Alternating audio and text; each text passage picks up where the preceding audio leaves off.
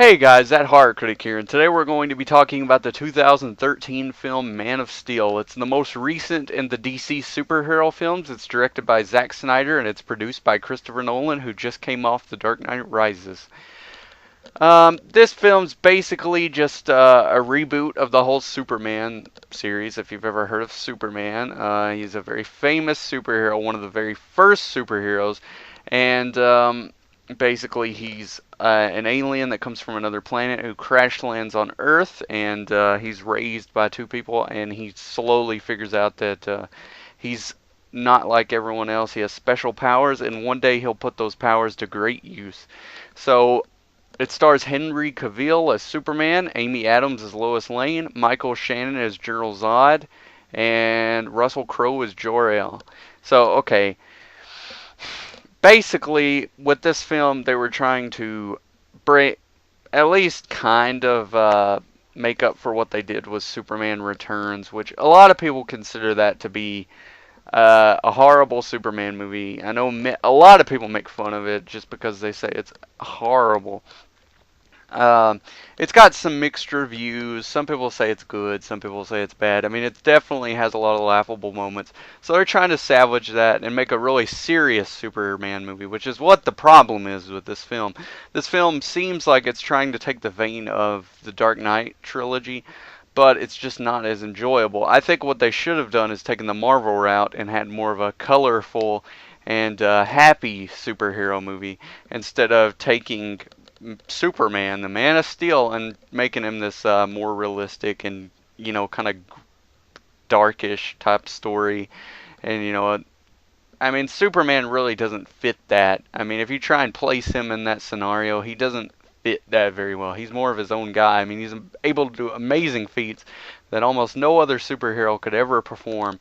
And honestly, trying to portray that in any kind of realistic manner is completely thrown out the window.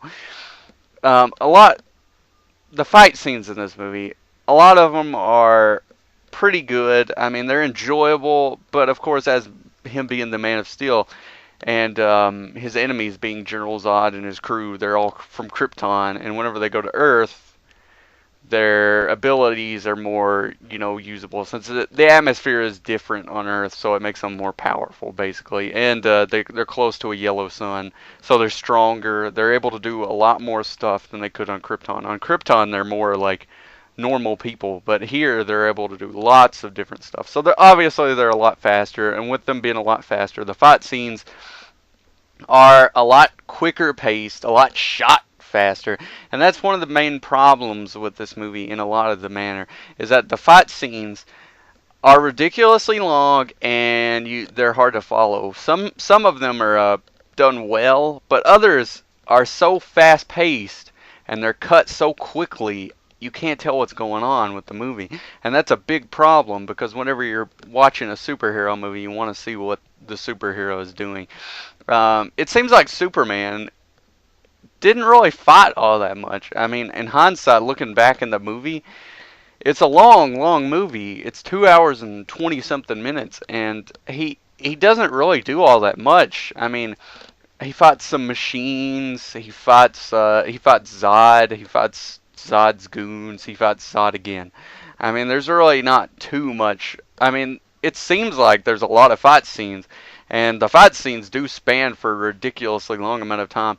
But it seems like all the things Superman did was kind of insignificant. That's one thing that this movie has that's also a detriment, is that there's a lot of stuff that is unnecessary and can be taken out.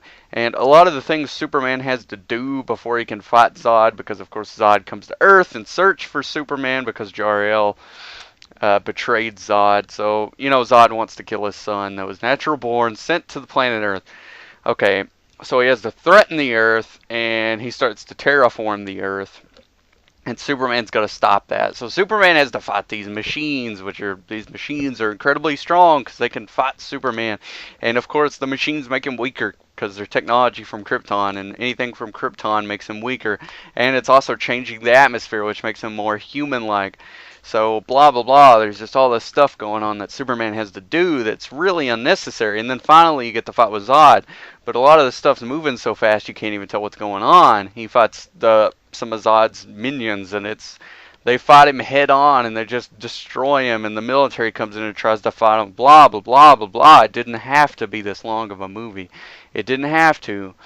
With the Dark Knight movies, there's definitely, you can see a straight path that they're going down, and everything flows pretty smoothly. I mean, there's a couple complaints here and there, but I mean, with this, there's a lot of it that is just clearly there just to be there.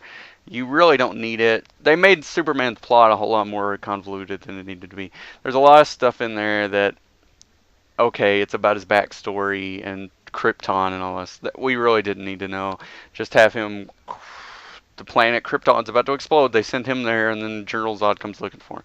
It really doesn't have to be that complicated. I mean, they could have done it a whole lot better. They could have done it, made it a whole lot more of a fun tone movie, and that would have been a whole lot more enjoyable.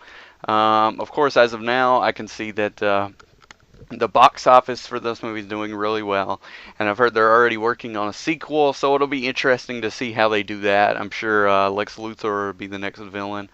There was some subtle hints at it in the movie. There was LexCorp's tanks and stuff in the background, so maybe he'll be in the next movie. Maybe he'll be in a future Superman movie, but hopefully the next one will be better than this. Hopefully they'll realize that they shouldn't have been so dark toned. Maybe he shouldn't have been so just realistic and all this extra stuff. Just make it the simplest, bare nature of Superman. He's just a really strong guy from another planet who defends the Earth. I mean, we don't need all this backstory stuff. So, thank you guys for watching, and see you next time.